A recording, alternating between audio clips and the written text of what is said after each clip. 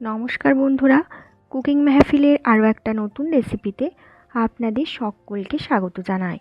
আজকেও হাজির হয়েছি নতুন একটা রেসিপির সঙ্গে। আজকে বানিয়ে দেখাবো তালের পরোটা। আশা করছি আজকের এই নতুন রেসিপিটা আপনাদের সকলের খুবই ভালো লাগবে। চ্যানেলে যদি নতুন হয়ে থাকেন অবশ্যই চ্যানেলটিকে সাবস্ক্রাইব করার অনুরোধ রইল। তো চলুন রেসিপিটা শুরু করা যাক।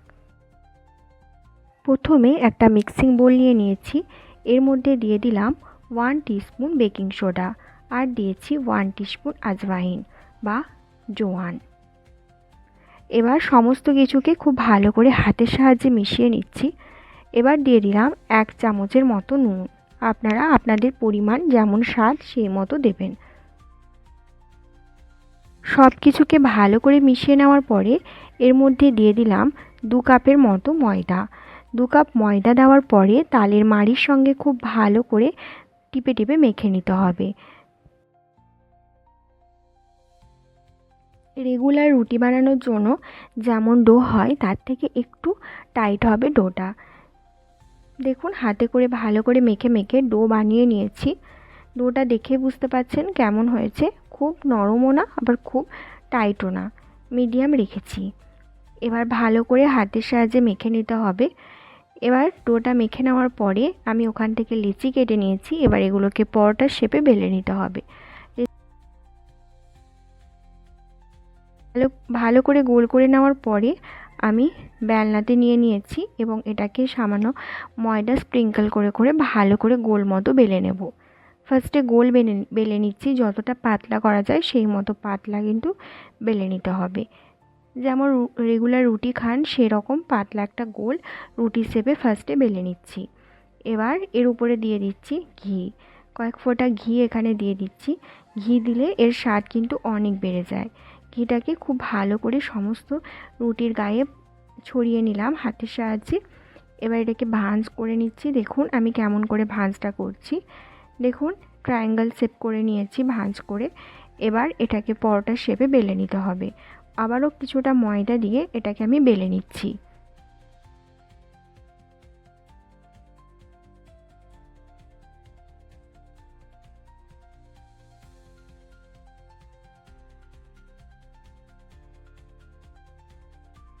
দেখুন একটা আমার বেলে নেওয়া হয়ে গেছে, একদম ট্রায়াঙ্গেল হয়ে গেছে খুব সুন্দর মতো।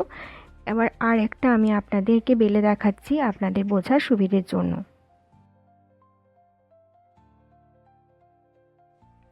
এই পরোটাটা কিন্তু আপনারা কোনো কিছু ছাড়াই খেতে পারেন, আবার সামান্য একটু আলুর দম বা ঘুগনি বা মিষ্টির সঙ্গেও কিন্তু ইজিলি সার্ভ করতে পারেন। তালের অনেক রেসিপি আপনারা বাড়িতে বানিয়ে থাকেন, তাল খেতে অনেকে খুব পছন্দও করেন। তাহলে এই রেসিপিটা অবশ্যই একবার হলেও বাড়িতে বানিয়ে দেখবেন। আশা করছি আপনাদের সকলের খুবই ভালো লাগবে। দেখুন আর একটা আমার পরোটা বানানো রেডি। এবার এগুলোকে আমি ভেজে নেব। পরোটা ভেজে নেওয়ার জন্য আমি ওভেনে কড়াই চাপিয়ে কড়াইয়ের মধ্যে দিয়ে দিচ্ছি পরিমাণ মতো তেল।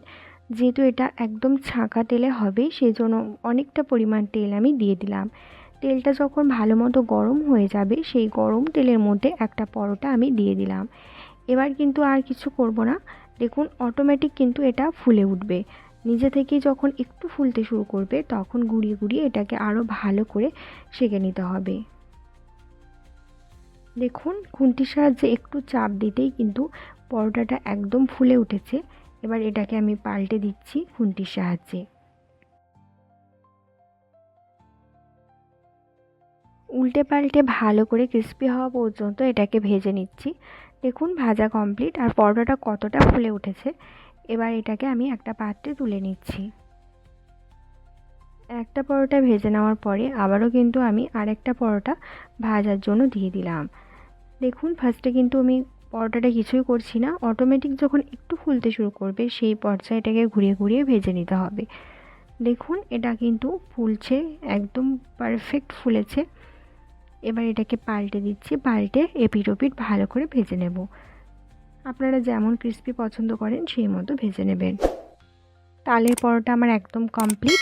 আশা করছি রেসিপিটা খুবই ভালো লেগেছে। দেখা হচ্ছে আরও নতুন কোনো রেসিপির সঙ্গে। নমস্কার।